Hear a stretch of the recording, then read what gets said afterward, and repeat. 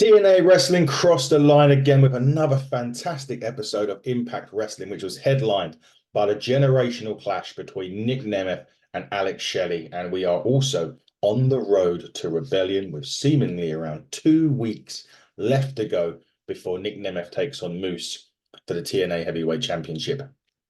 But it was another action-packed episode of Impact Wrestling.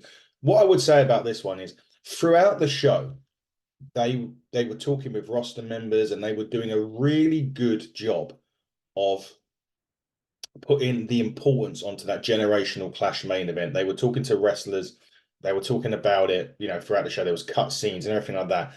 That is how you give a match without a championship a really big fight feel. And TNA done a really great job of doing that throughout the show itself. But you know what? It wasn't the only match on TNA this week. No, no, no, no, no, it was not. And of course, it started with the old school rules, basically an ECW rules match between Mustafa Ali and Rhino. And of course, being in the 2300 arena in Philly, the big ECW chant started this match as Rhino and Ali were getting into it. Matt Raywell did bury ECW and saying it was time to move on. It's been 20 years. Rhino was pulling out the weapons. They were doing so much in this match, and it was a great old school ECW trash can, tables, you name it. They got it. It was so brought you back. You brought those fans back, that were ECW there, and Ali doing a Van Terminator as well. It was so good. There was a corner gore through a table that Rhino missed. There was so much old school action in this. Ali did obviously score the victory after Rhino did miss the gore through the corner table.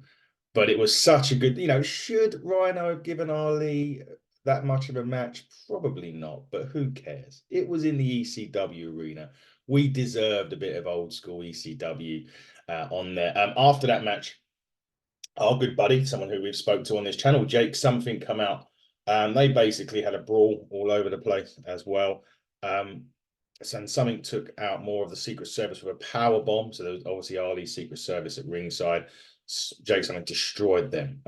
And then, like I said at the start, they went backstage and they were talking to the roster about how excited they were about Nemeth and Shelley tonight. And this is what I'm saying is you can use what you can to make the match without a title feel as big as possible. And this is what TNA done so well with this one. Now, talking and roster, next come Hammerstone. He was out of chat with GM Miller. He was still having Alexander's headgear in his hand. And he has offered Alexander a chance to wrestle him again at Rebellion. I did like the fact that he grabbed the camera for the latter half of this promo. Really did, gave it a bit more of sort of like an important feel to that as well, because he was taking control of the camera. He actually took out the camera guy with camel clutch as well before the torture rack, and it was really good actually. Because they did go back to the guy's fallen camera to show the ill effects of the torture rack. I thought that was really good. A nice little touch there from TNA. You don't always get that, and they're doing what I like. And I did say this in another podcast the other day when I was talking about a different company, but sometimes it's the marginal gains and the little things that you do that make the biggest difference to production. And TNA really done something really, really well on this one. So really kudos to them for doing it. It really made things feel more important. It just worked. It just worked.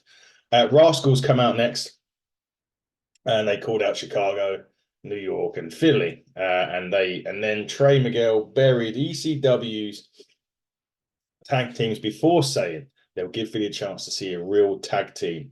And speaking of real tag teams in ECW, out comes the FBI.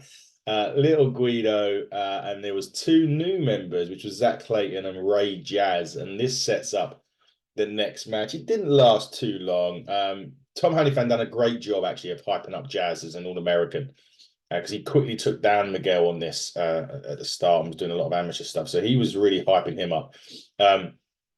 But like I said, it didn't really last long before a double stomp power bomb from Trey Miguel pick up the win for the Rascals in this. But it was so nice to see Nunzio, little Guido, sorry, little Guido Nunzio, same thing. After all these years, they got a great response, and it's really this nostalgic feeling to Impact Wrestling this week as well, with those two matches kicking off the show. It was really, really, really nice. A nice little touch to ECW. Now, an interesting here, there was part one we're looking like of a series featuring Jonathan Gresham. And it was showing him in a group meeting saying he needs to wear a mask before a quick anonymous cut showed him in blue. I'm not quite sure where the game is, but if it means Gresham is coming back to TNA, I'm all for that. Gresham is one of the, again, another one of the best wrestlers that I've seen. And can't talk highly enough of him. I really hope that he's coming back to TNA. It will be great to see him back in Impact and on Impact soon. Hopefully, it won't take long. We'll see how long these parts last. Rebellion is coming up in a couple of weeks. Does he get involved there at some point? Let's hope so. Let's hope so. Speedball Mountain. We're at the back with Gia Miller.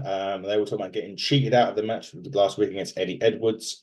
Moose says they've got all the gold, and Trent Seven says they'll get the tag team titles, and he's going to knock out Moose next week. So seemingly, Moose versus Trent Seven next week. That should be a hella of an encounter. Looking forward to seeing that one. Speaking of matches, I was looking forward to seeing Frankie Kazarian and Chris Bay was next. Now, but the Club ABC have been teasing a little issue with them recently. It was started last week, I believe, where Ace Austin was, wasn't very happy at Chris Bay not focusing on the tag team championships, which they'd lost recently. Nevertheless, Austin was there for this match, and I'll tell you what, Frankie Kazarian, Chris Bay, it was so good.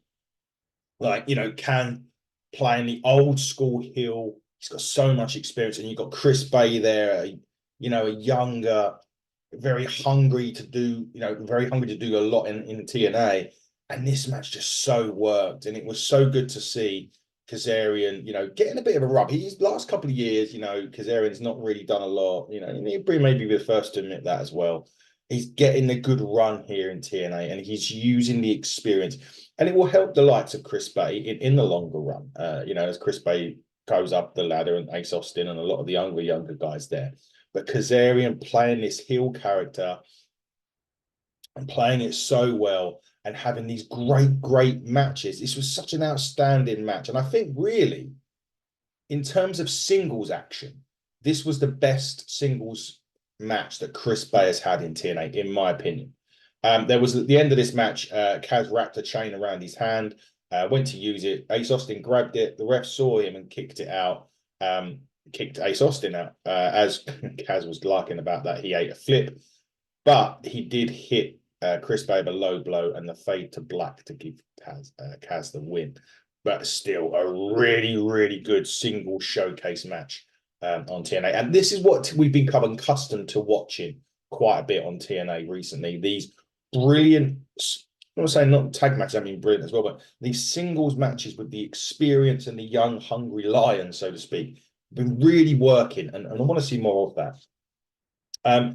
We did have a recap of Explosion with MK Ultra's issues before Slamovich was talking in Russian, so I don't know what the hell she said, to be quite honest with you. Alicia Edwards has told her, Slamovich, that they need to be a team now, that Killer Kelly has gone, since she needs a title for the system. She's the only member of the system that doesn't have a title. So does that mean that Slamovich and Alicia Edwards are going to form a team and go after the Knockouts Tag Team Champions, Danny Luna and Jody Fred?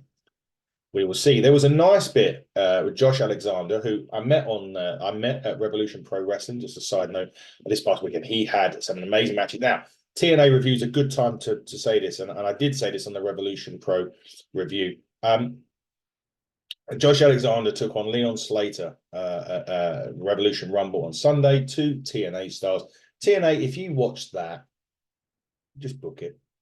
Just make it happen, because that match was absolutely tremendous. He also had a really great match with British Wrestling Standout and a good friend of the show, JJ Gow, the next night. I think Alexander was in like 3 matches in a day. He done Leon Slater. He was part of the Revolution Rumble, and then he took on JJ Gow the next day. Awesome, awesome, awesome. Josh, come back come back to Rev Pro if you can. Definitely come over with TNA. It was so great to see you. Incredible, incredible wrestler. I can't wait to see you in action over here again in the UK. Having said that, he did say how much he admires Alex Shelley for traveling the world, and he did mention about how Nemeth achieved great success in one place. Now, what that, again, hyping up the main event, making that main event feel more special. They build it as a generational clash, and it was. But to have these little snippets going through the program really gave that match a bigger, more important feel. And it really did showcase that. And this is what TNA, when you get matches like that, they need to do. It was so good to see this and refreshing in a lot of cases. Well, you used to see this, I think, many, many years ago. And it does give those big fight feels to these matches. So kudos to TNA for doing it again. And a great little promo from Josh. Speaking of promos, Big Con come out about talking about being one of the 2 monsters that will fight in the Monsters Ball with PCO. Is that going to be next week? It hasn't been confirmed yet, but I can't wait. On this channel, I've been itching for that match to be inside Monsters Ball, and it is. We're just waiting for when. I can't wait to see it. Zaya Brookside and Ash by Elegance was next. Would Ash continue her winning ways? She had a concierge come out as well. So this is Ash's 4th match in TNA. And Tom Hannifan brought up a point that she didn't wrestle in the 8-4-1 match last week. And he wished harm on the concierge because he's so annoying. They started off bickering. And this was a good back and forth match, actually. Ash is really showing, again, sometimes where they were before, she never really got the opportunity. And people will only sort of comment on what they see and not actually what they're doing to perhaps, improve themselves as a wrestler or try and get over. What Ash has done here is such a great job of not only showing the improvement that she's shown, but how she's adopted this new character. And people have commented on the character as well about being a rip-off of somebody else that's doing kind of a similarity of what she's doing. But she has taken this character, she has made it her own, and she has shown improvement in the ring, or maybe not even improvement in the ring. She has shown what she can do in the ring, which she hadn't been shown before because she was never given a full opportunity week in, week out to showcase the talents. The match itself, it was a good back and forth match between her and Zaya. It did end up with the concierge throwing champagne in Brookside's face and then Ash rolling her up for the victory. Another good win for Ash by Elegance. That's 4 now, 4 in a row for her. Will the momentum keep rolling? Will the title shot be coming Ash's way? The loss won't damage Zaya at all. She's still a really great wrestler as well, and a UK. Let's remember that. I spoke earlier about the issues with Bullet Club ABC, and they were seemingly having more issues this week. They were talking about how, Ace was talking about how Chris Bay lost the singles. He needs to focus on a tag. Maybe it was a bad idea to fight Kazarian this week. And that led to AJ Francis entered. And he did, compared to Chris Bay, and this isn't AJ Francis like Andre the Giant compared to Chris Bay. But he did ask if Chris Bay would like to fly first class. And a little bit thinking, Bay said he's flown with Austin first class a ton. And they'd like a tag match with first class instead. Maybe that'll be next week. Who knows, AJ Francis and Rich Swann. It cut backstage again to Matt Cardona and Steph DeLanda. And they hyped up Steph DeLanda's power and said they want some money and they want some gold. Hardly a surprise with Cardona and Steph DeLanda, really. So at the moment, official for next week was the Laredo Kid against Crazy Steve for the Digital Media Championship. And the contract signing with Jordan Grace and Steph DeLanda for the women's match at Revolution, the women's knockouts championship match at Rebellion. Sorry, Revolution. Jeez, it's early, people. It's early. Okay, let me off. We finally get to the main event, and they did do a bit more hype, and they're doing like this, the video packages with like this Finpix style video to make things look even better in slow motion. It's been like what New Japan do. It's really, really good. I've loved what they've done in this. Loved it. they brought obviously Nemeth come out in a sort of custom made one for this, and it's got like an ECW logo, wanted effing man, in the black and red, and it with blue barbed wire across his tights. It's really, really good. But look, I mean, this match itself was, you know, do I say was this the best TV main event in TNA this year so far? I think it was. I'm going to have to go along that line. It was a fantastic TV main event, and TNA have done really strong main events on their shows this year. This one, if you can sort of you put a Nick Nemeth and Alex Shelley in the ring, you know exactly what you're going to get. Nick Nemeth is so, so good, not only at selling, but his wrestling, how he conducts himself in the ring, the moves. Shelley, a big experience factor as well. Was this one of the last times we see him? We don't know. But you put them two together and it created magic, and it's exactly what it created this week on TNA from start when they were hyping it up. And sometimes when you get to these matches and you've hyped them up for so long, they don't hit the note. This not only hit the note, it created a new note, and it was so, so good. Brilliant, brilliant main event. Nick Nemeth picked up the victory with a danger zone. But my God, that match was so, so good. Go out your way to watch that match. Go out your way to watch Chris Bay and Kaz as well. That was a great, great match. Another fun-filled, action-packed episode of TNA this week. We look forward to next week as we get on to the final two stops before Rebellion. Keep watching TNA. It has been so good, so refreshing to see it back. Can't wait to see it next week. Guys, this has been the TNA review on the channel. Just keep it looking for us in the future. We'll be back with some more interviews, with some more preview shows. Until next time, everybody, go and watch some Impact Wrestling.